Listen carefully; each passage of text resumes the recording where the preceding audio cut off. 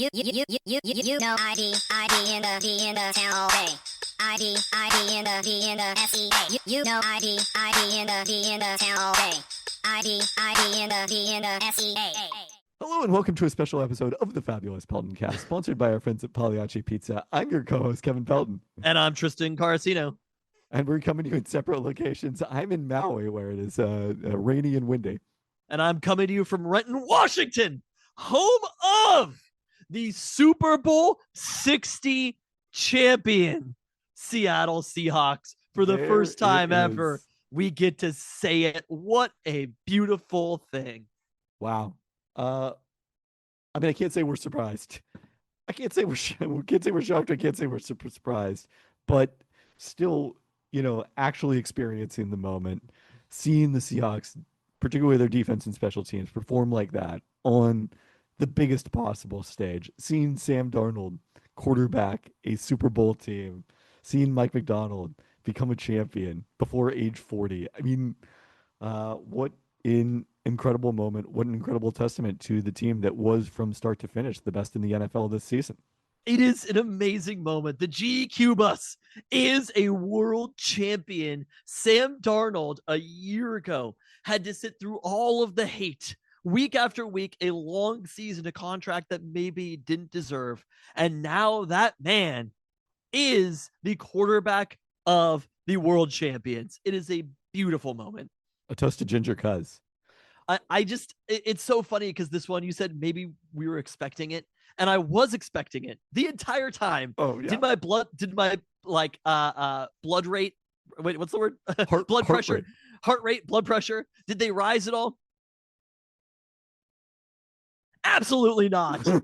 This was one that from the beginning, the breaking news on this game should be Seahawks play Seahawks game, because that's what they did today in Santa Clara, California. The Seahawks up the New England Patriots in this one. It was just like, we've seen this shit all year, and the thing that we saw all year happened again.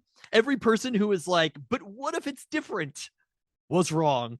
I honestly was like, maybe it'll be even closer. Maybe they'll Seahawks this game all the way to like a 9-point victory or something like that. Nope. They Seahawks their way to a 16-point victory in the Super Bowl against the New England Patriots. And I would posit to you right here in this very moment, we have just sat through on this day, February 8th, 2026, the greatest season on its 50th season, I believe, yes. Right? The greatest season in Seattle Seahawk history, excluding nobody. When you look at this team, the record that they had, 14-3, unexpected too, right? They didn't come into the season as favorites, right? They came into the season third in the NFC West. Third?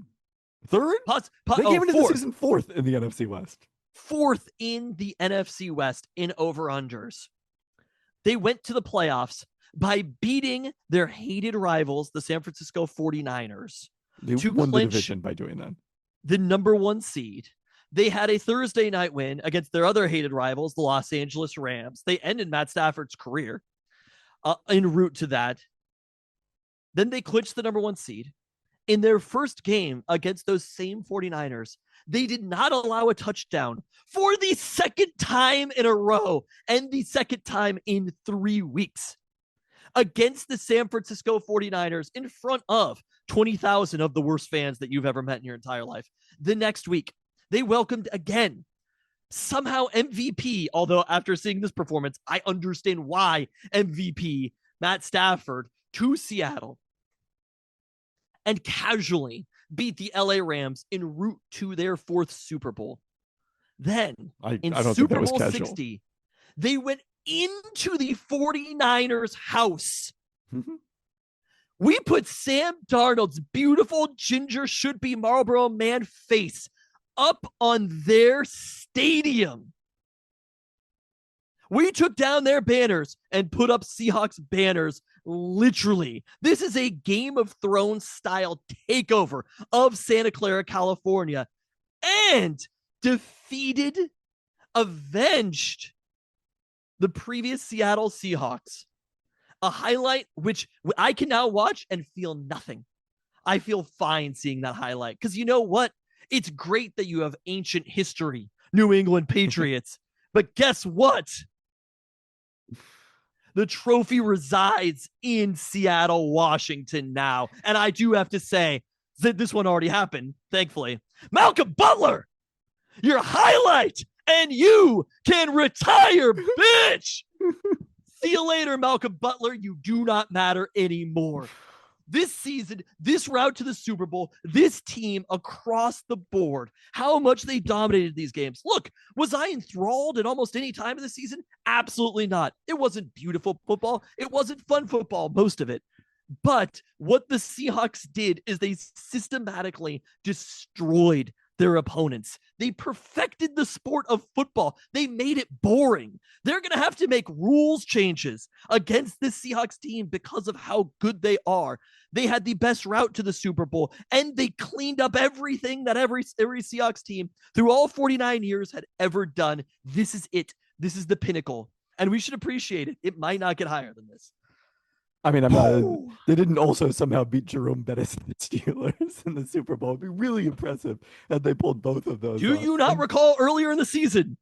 Not only did they beat the Steelers, they also beat Aaron Rodgers in the same game.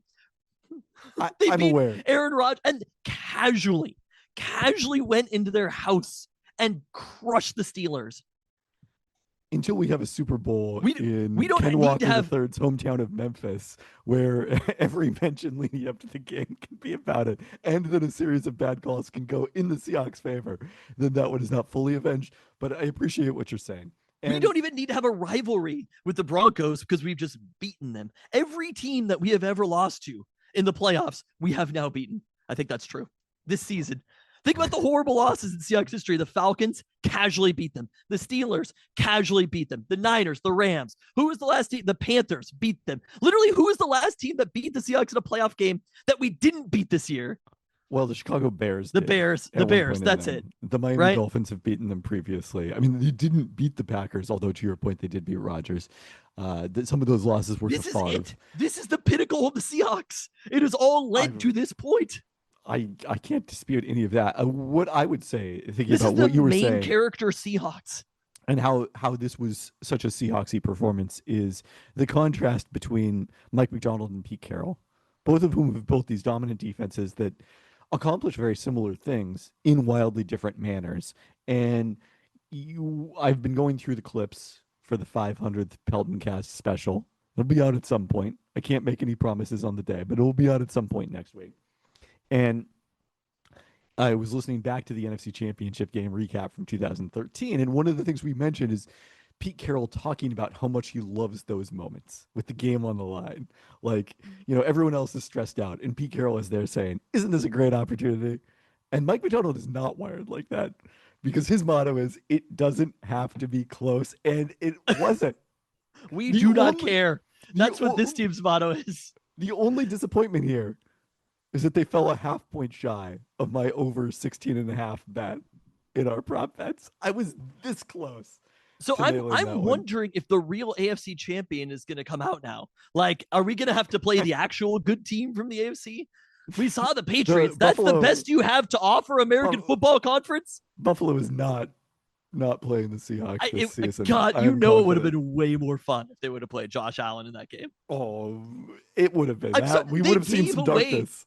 They gave away an MVP this week, and Josh Allen wasn't even there. I'm just we need to have a common sense. Like, are you really about to give Drake May an MVP? Which they didn't. Same thing for Matt Stafford. Are you really about to give Matt Stafford an MVP? Because there are no asterisks on this performance. A lot of people were excited to give Matthew Stafford an MVP for a long period of time. Can we talk about the MVP decision in this particular game? Because it was not without its share of intrigue. I mean, it was pretty clear it was going to be Ken Walker III, just based on the overwhelming share of the Seahawks offense for which he was responsible in this game. 27 carries, 135 yards, 2 carries of more than 25 yards, also 2 crucial catches for 26 yards. Sorry, Chris Collinsworth. He actually can catch the ball out of the backfield this season. So ends up totaling 161 yards out of the... How many did the Seahawks have as a team? 335. So basically half of their entire offense in this one. Not a surprise that he got it, but Jason Myers made a case. Michael Dixon made a case on special teams. And then I mean, I like the idea that Michael Dixon would be the MVP, but fair enough.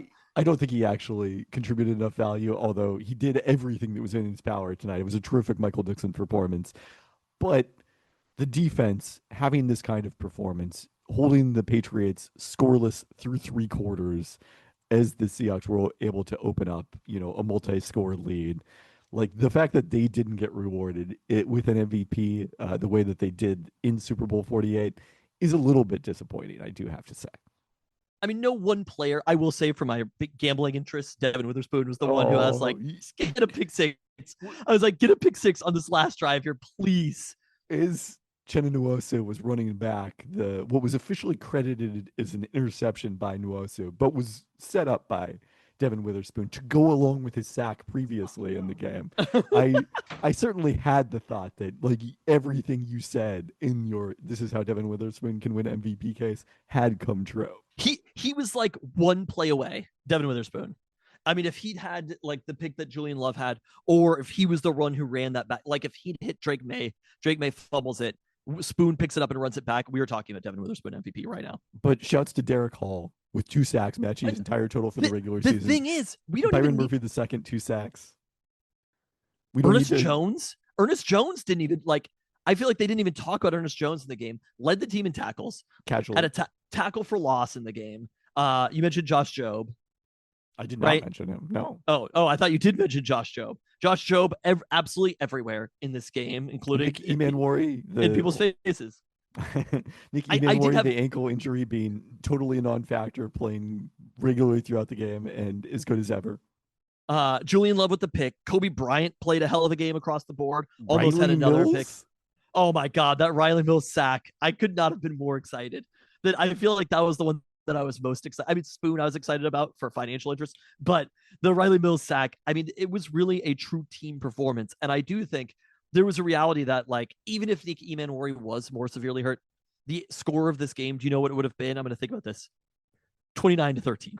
Like, and that's not to take anything away from Nick Emanwari. He is an important defensive player, but they are so much better than this team. And it's kind of what we talked about for 2 weeks, and that people talk themselves into. It's the Super Bowl. The Patriots made it here, so therefore they must be a good team. And I think there is a reality that, like, look, your weighted DVOA aside, this is just not a very good football team. Like, they were in the Super Bowl. I don't mean to do the asterisk that the Rams got with that Bengals performance, because this was the best the AFC had to offer. That was it. Also, the Seahawks did play the second best team in the NFL. And yes, year. they also defeated played them 3 times. They played them 3 times and won 2 of them. I honestly want them again. I want them again. Give us a +1 format. Bring us the Rams. Do you not want the Rams one more time? Come on. No, neutral site. I want the parade. Granted, there's no one. There is no team. Have they announced a day for the parade? It'll be Wednesday. Okay. Hold on. Let me check my calendar. It's not going to be as cold as the last parade was. I've like meetings and shit. I hate being an adult.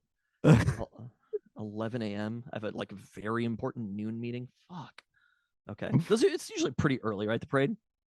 It's on the early side, I think. Have they start at 10 a.m. I have not seen that. I just there was a reality that as these 2 weeks passed, it was kind of like, is this it? You told me they would be 7-point favorites. The Seahawks won by 16, and it was a closer game than it should have been. Was it not? It was. In the end, the stats ended up looking pretty close because they're the Seahawks and they played this game 14 times this year. And in the end, the stats look closer than they should have been. But the way that they just absolutely had, and credit to Mike McDonald and the entire Seahawks defense, and to John Schneider for putting this defense together, had Drake May in hell. The 6 sacks, the 2 picks, a QBR of 16. Welcome to the big leagues, buddy. This isn't the Denver Broncos in the snow. You know what I mean? This isn't weighted DVOA. This isn't the Miami Dolphins with Quinn Ewers. You're playing against a real big boy defense right now, and the Seahawks, and what they did to him was remarkable. If you would have looked at those 2 quarterbacks and asked me which one was second place in MVP voting, there's no way that you would have picked the one who went in pretty much the game-sealing play, if we're being honest. The pick that he threw to Julian Love. I mean, Let's talk about the Patriots drive chart in this game. Punt, punt, punt, punt, punt. Kneel for end of half. Punt, punt, punt, fumble, and then finally they break through for a touchdown, trailing 19-0. Like touchdown, interception, interception, touchdown. So the first interception that Julian Love picks off. No, You know, the it's one first of those- interception is the spoon play. Is the Nuoso? Oh no, it was the Love. Okay, yeah, I guess I've got that backwards. It's one of those plays when you can't see the back of the field, right? And I mean, it was funny. Chuck Closerman talking about like in the book of football, where he's like part of You've already got drawbacks. this? The drawback. No, I haven't listened. It's on Spotify for free. I haven't listened to it I yet. see. I don't know if I want to listen to it. I do think that Chuck Holsterman writing that book, hearing him talk about it, might not realize that the entire country is not Portland, Oregon. But when he was like, no one will know anybody who's connected to anybody who played football. And I'm like, sure, buddy. But one of the positives of football is that it actually builds drama that you can't see part of the field, right? A pass goes up on TV. A pass goes up. We have no idea what's down there. And do you want to know what I knew was down there? It wasn't an open Patriots receiver. I was like, he threw that ball up and I was like, that shit is getting picked. And it happened every time he threw the ball downfield. It wasn't just that one. It was and that one happened to be picked off. Every time he threw the ball downfield, I was like, it's going to get picked. Drake May, and that is how good the Seahawks defense was, is that they didn't let the Patriots run the ball. They didn't really give up much underneath. And every time Drake May threw deep, I was confident that the Seahawks were going to intercept it. And a couple of times they did. I mean, one And they time probably they did should- on a deep pass. They probably should have more, right? There were a few that he just missed the throw, but like the Seahawks, there was the one that Kobe Bryant had in his hands and dropped. Which was There were I two believe, two that Kobe Bryant had in his hands and dropped. There was the one where he threw up a like lame duck of a throw that Kobe just couldn't come down with, and then there was the other one that he went for the hit instead of the pick. But like Kobe Bryant could have had 2 interceptions there. Drake May, like they had them absolutely in hell in this game. Mike McDonald should be the MVP of the Super Bowl. yeah, I mean, for a long stage of this game, they were averaging 2 yards per play. I mean, up until that point, they had 67 yards. They got enough late that I did win my Drake May over Sam Darnold passing yards prop, which was enough to push me into actually making money on my imaginary props. But otherwise, just not a lot going on offensively. Their running backs, 13 carries for 42 yards. But that's also, I'm not even mentioning the fumble, too, that Drake May had. It's like, I Yeah. just forgot about that play. You know what I mean? Because he was so bad in this game that he had another turnover where I was like, oh, yeah, he also turned it over there and set up the Seahawks for their first touchdown of the game. Yeah. I mean, like, literally across the board, this defense was not going to be stopped. You could have given the Patriots, I know they got to 13 points, but like when it was 12-0, the game was over. I don't know if you felt that. I mostly felt that. When it was 6-0, I was still a little nervous because it's one big play. A bust can happen. You know, there were a couple of busts out there, at least one notably where I think it was Austin Hooper was wide open for a long gain and May just missed him. And like one of those plays could happen. It wasn't or- that long of a gain, though. There was still, I think Kobe was like yeah, they were right gonna get there to midfield. coming in. They were going to get to like the 35 because they were pinned pretty deep on that play. It would have been a punt. And I that's mean- what you did when you were talking about the drive charts. You were like punt, punt, punt, punt, punt, punt, punt. And you're like, they finally broke through. After your quote, they finally broke through. Fumble, touchdown, interception, interception, touchdown. It's Well, not yeah. even like They they did gain a were lot of doing yards. things that were higher risk at that point. And Right. so they had 3 turnovers and 2 touchdowns because that's how it works. Right. And the other thing that was a reason for worry at 6-0 was a big mistake by the Seahawks offense. And that clearly was what the Patriots game plan was. They didn't take a lot of risks offensively in the first half. They were throwing so much pressure at Sam Darnold, who certainly did not play a great game, had a lot of passes that he just missed, some opportunities that were left on the field here, as much as I He hate didn't that play phrase. a great game. But- He played a good game. He didn't make any key mistakes. And what he did do was evade a lot of New England's pressure in this game, somewhat unexpectedly. No, I mean Sam Darnold, like what we expected from Sam Darnold was not the Sam Darnold, not necessarily going to this game, but like what we expected before we got Seahawks Sam Darnold was so radically different than the Sam Darnold that we saw in the Super Bowl, which granted was not a thing we expected from this Sam Darnold, was playing in the Super Bowl. But like when we broke down the signing, we weren't really like, huh, do you think Sam Darnold could make too many mistakes in the Super Bowl? he was able to evade pressure. He didn't really put too many balls in harm's way either in this game. There were a few throws where it's like, he could have made a better throw. I will be honest. We are going to hear about how bad his oblique actually is. Sam Darnold did not look healthy in that game. And there were a few balls where it's like the zip that Sam had on the ball was clearly like the one at the end of the half to JSN. That's probably a touchdown if he makes a good throw. That they're like talking how great Christian Gonzalez is, and I'm like, dog, come on. He threw this like he's Kirk Cousins. You know what I mean? I don't know like, if that was it. It was a more of a ball placement issue to me than a he did not sheer throw velocity issue. But you will see what comes out there. And there were like 2 or 3 balls where it's like Sam is not Sam Darnold right now. He was not getting the zip on the ball that he normally does. You had a very clear view of how this game was going to play out for the Seahawks on offense. I expected it to be, take a big early lead, shut it down offensively, not throw a lot of pass attempts. Sam Darnold threw 38 passes in this game to 32 runs for the Seahawks. And as you pointed out, the Patriots did do everything in their power to take away Jackson Smith and Jigba. And Rashid Shaheed. Missed some time due to concussion evaluation before being able to return to the field, but 4 catches for 27 yards and 10 targets. And who was there to step up for the Seahawks? Cooper Kupp, getting the coop every time he caught a pass in front of a very heavy Seahawks crowd at Levi's Stadium. And A.J. Barner with 4 catches for 54 yards and as many targets and a touchdown. And I thought Clint had like a fine game across the board. Like there was a bunch of stuff where it's basically like that 5 yards per carry from Ken Walker. We'll give enough credit to Clint, but a lot of it was just Ken Walker making plays. I mean, the one run that he had late in the game where he basically just froze time and then hit the hole. Like those are the types of runs where you're like, Ken Walker last year, 2 years ago, doesn't make that play.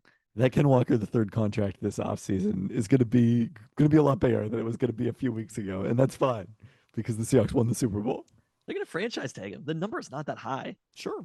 Okay. No, it's honestly, like if you had to take who's going to be the star of the Super Bowl and who is probably not going to be on the team next year between the big free agents, it's pretty clear. Like financially, it's a much better outcome for the Seahawks of how they have to approach this.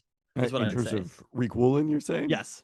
Yeah, who did not have a stellar performance, wasn't on the field for a lot of this game, as Josh Jobe played a lot at boundary corner and then at outside corner, and then was beaten in coverage for the first Patriots touchdown, although a good throw by Drake May, to be clear. So I thought and that was Ken Walker having to handle a load that he normally does not have to handle. There were so many situations where I was like, I'm shocked that K9's still out there. And it obviously, they wanted to put it on him. They wanted to be like this. They weren't going to put this game on George Holani. One big catch from George Holani, although not enough to hit your 6.5 different Seahawks with receptions. So the prop bets. No Bobo, right? No Bobo. No Elijah Arroyo. No Eric Saubert. Like the Seahawks they didn't complete that many passes in the game. But they didn't necessarily. Everyone who was targeted caught a pass. They didn't target that many different receivers. They reined it in quite a bit. And I think some other things that were interesting before we talk about prop bets were, also look at the Patriots had a lot of different players completing passes. No, Jake Westover. His name, Jack Westover. Got his name mentioned at the very least. That is a dog as a fullback. Getting his name mentioned in the Super Bowl. That was one thing, by the way, I was kind of surprised by Patriots game plan wise is given the success the Rams had with multiple tight ends and big sets, we didn't really see New England try that a lot in the first half. It was a lot of trying to spread the Seahawks out. And I don't know if that was just because they kind of knew that they couldn't block the Seahawks or what the issue was there, but they maybe went to that a little bit in the third quarter, but not a whole heck of a lot. And they didn't even really run the ball very much. Like there are 13 carries from running backs. Yeah. Just a strange one. I guess two other points overall before we talk about prop bets that of things that I said that I either want to amend or comment on. Number one, I think this might have been on the year in review pod last season after the 2024 Seahawks season. I said, players on this team are the core of the Seahawks team that is going to win the next Super Bowl. Okay. I did not think Well, you don't have the audio from it, so I could say I claimed anything. I boldly predicted February 8th, Super Bowl rematch. But I did not think that was going to happen this soon. And how highly this team performed, I think it is so remarkable that this team could have gone talent-wise. We fought about this over the summer, right? People laughed at me. You know what I mean? Where I was like, surely Spoon will be one of the top 10 corners in the NFL, or JSN, one of those. It was Spoon one of them, but JSN wasn't one of the top 10s. And you were like, this team doesn't have that much talent. And I was like, this is absurd. People were like, oh, the team's not actually that talented. Homer, right? That happened.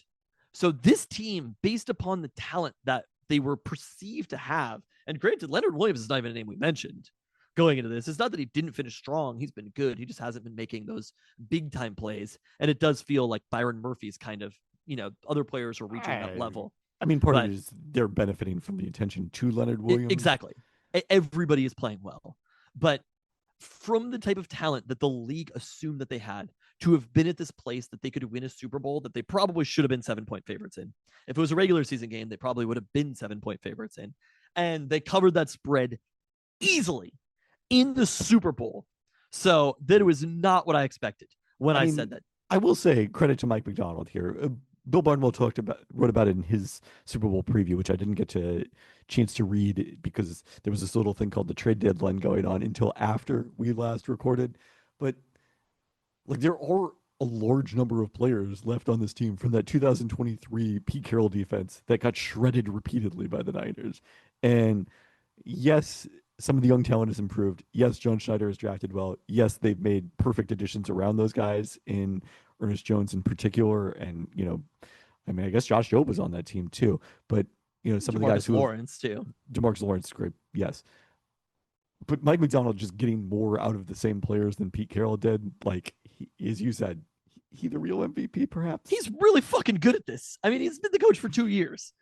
There's almost no way to look at it and say that the value of Mike McDonald is maybe greater than almost any player on the field right now.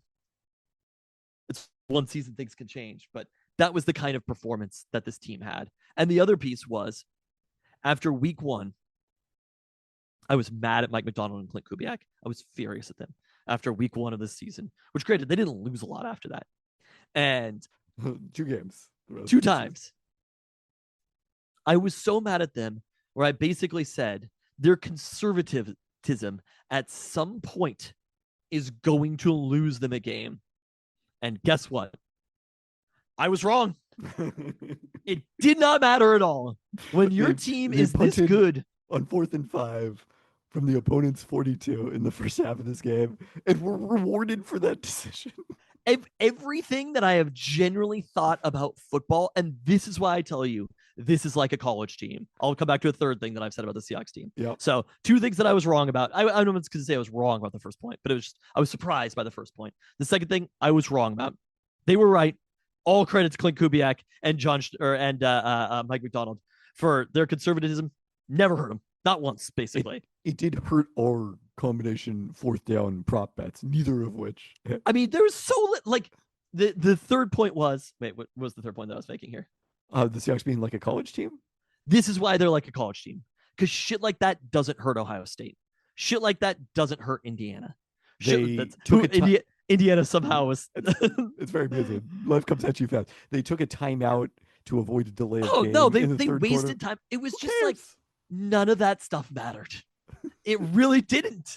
I think they are very good on the fringes in a lot of ways. It's not like they're sloppy. You know what I mean? Right. They did things that, if you are trying to maximize your win potential in every single second of the game, you probably wouldn't do overall. But if you want to win like they want to win, you do. And they were not hurt by it basically a single time all season by being too conservative. And even if they were hurt at some point during the season, it really didn't matter because they just won the Super Bowl. So whatever happened during the season, the only way it can get better is if they don't lose a game all year. And they were about 3 plays away from not losing a game all year. Like, we are so close to a perfect season in Seahawks football, to a season where they just won the Super Bowl by 16. And granted, they've won Super Bowls by more. They only ended up beating the Rams Super by Bowl. They've won Super Bowl by more. They only ended up beating the Rams by 4, but it was kind of it was a comfortable 4. I wonder who has the And best collective point differential in Super Bowls, because the Seahawks have won 2 Super Bowls really big and lost one it'd Super have to Bowl be somebody notably who's close. won a lot. It probably is, but I'm curious now to check out that stat. And they beat the Niners by 35. So those are the 3 points. The other thing was it was such a normal game that was played. This game was way more normal, which granted is maybe what happens when you see Mike Vrabel versus it's all. I guess it reminds me kind of the Indiana Miami National Championship, which was way closer, but it's like they're just kind of a lot of normal coaches, like two players threw the ball. There were no trick plays. They were like, oh, they're going to get a little tricky here on a play where they just did like an end around to like, they did like a play action to an end around with Rashid Shaheed, a little trickeration in this game. And I was like, nobody did anything in this one, right? The playbooks did not really open up. The Seahawks ran their shit. The one play that I thought they really schemed up well was the touchdown to AJ Barner. And it reminded me of the first time they schemed up a great touchdown to AJ Barner in that Rams game on that Thursday night. Yep. So I credit to everybody involved. Whatever they did led to this moment somehow. Yeah. All right. Well, whatever we did led to this moment where we look back on our prop bets for the Super Bowl. Yeah, we can talk about them. You got off to a strong start, as I noted, with AJ Barner catch on the first drive, $5 to win 15.5. After that, the only one you hit was Stephon Diggs with more receiving yards than JSN. So you ended up with 41.5. Although I was missing one of your wagers, so maybe you won that one, but I don't know specifically. Probably won that one big. You should have gone in on Cooper Kupp in hindsight. We didn't really talk about that, but Cooper Kupp had a pretty monster game. So 6 catches, 61 yards, 12 targets. On my side, huge win, getting the Devin Witherspoon sack after he did not have a full sack in any game in the entire regular season. It's so crazy, right? And nearly had 2. Just saw that one coming. Won $63 for my $5 bet. Seahawks first drive results in made field goal. I actually bet that one at the casino. Nice. Bet 5 to make 25.60. And then the final one, I needed either the Seahawks minus 16.5 or this one to cash. Drake May, more passing yards than Sam Darnold, made me $20.60. So I ended up $109.20 plus $9 on my prop bets. Wow, not bad. You lost $58.50. I'm kind of surprised. I mean, it goes to show how small these margins are, but I do feel like the game played out mostly the way I expected it to play out. I thought that these teams would have to open things up a little bit more. And for Mike Vrabel, like, God, what was the play? I don't know. Here we go. Seahawks 12, Patriots 0. When they punted? Travion Henderson. This is with 9:12 left in the third quarter. Travion Henderson, left end for 9 yards. Seahawks just went up 12-0. Travion Henderson up the middle for 0 yards on second down. Third down, Drake May passing complete to Demario Douglas, which I think the Seahawks had pressure on. I don't remember that one specifically. Punt. Yeah. And I really thought to myself, there's a famous quote about how Mike Vrabel would cut off his penis to win a Super Bowl. And I was like, it's actually incredible that to get to the Super Bowl, you actually cut off your balls. Because that's what happened in this game. And I was like, you just lost the game right there. It's not, who knows? Maybe they don't pick it up. And the Seahawks ended up punting after that. But they straight up in this game, they brought a fist to a gunfight in it. Like the Patriots just they did not show up with almost any fight in this game, even literally, right? Which is a very interesting scenario when Josh Jobe definitely threw a punch probably. And just nothing happened. I was a little surprised by that. What Mike Vrabel did with this in this game was he stood there kind of stressed the whole time. And I was like, you have no answers here. The Seahawks should have scored more than they scored in this, right? God didn't convert in the red zone almost at all. They had no answers at all. And what, like there's a famous clips line. I just assumed you keep the Coke moving, but I got one question. What the fuck y'all been doing? I'm disappointed in the New England Patriots somehow. I wanted a game. And I listened to all the experts and I was like, you know what? Who knows? Maybe, right? Maybe this team could do this, but I didn't realize we were going to be tried by a sorry ass quarterback like Drake May. I know it's only your second season, Drake. And congrats on the rushing yards, 5 for 37. It was the only thing that scared me a little bit about your game. And I hope this haunts you, Drake May. I hope this haunts you for the rest of your career and the rest of your life, and you never make it back. And you realize that in your one opportunity to play in the Super Bowl, you threw 2 picks, fumbled 1 time, you got your yardage in the end. That's nice. And that's why, second in MVP voting, Drake May, retire, bitch! Because the Seahawks are world champions. You did get to offer that to both of the top 2 finishers in MVP. The Seahawks plus 55 differential in the playoffs, relatively unremarkable, 18th in NFL history per sportsreference.com. But we do have the final update. All-time DVOA, regular season and playoffs combined. Seattle Seahawks. All right, number 1, 1999-91 Washington at 54%. Number 2, 1985 Bears, may have heard of them, 52%. Number 3, 2007 Patriots, may have heard of them, 51%. Number 4 in NFL history across the regular season and playoffs and in combined DVOA, your Seattle Seahawks at 46%, the greatest team in franchise history. And what else can you say to wrap it up? But they had it all the way. On that It's been note, a fun season. Thanks for listening. Can you Thanks. play the clip that if this is too much to find a clip from before? You've been clipping them all the time. which clip? At the very end of the year in review podcast, I know it wasn't that long ago that I boldly predicted it, but I said that the Seahawks will lost Super Bowl XL, but will win Super Bowl LX against Drake May. Okay. I don't know if I'm going to have time to do that immediately, but I will get that in there. Just- If you re-listen to this on Monday afternoon, it will be in here. I'm The confident. best season in Super Bowl history, one of the best seasons in Seahawks NFL history. Sam motherfucking Darnold did that. Ginger Cuz. It is an incredible situation, and that I just could not even imagine that Sam Darnold, the God Emperor quarterback of the United States, would be winning a Super Bowl in this season. Shouts to everybody. It's been a fun year. Thanks for listening along with us. The Pelton Cast believes in democracy.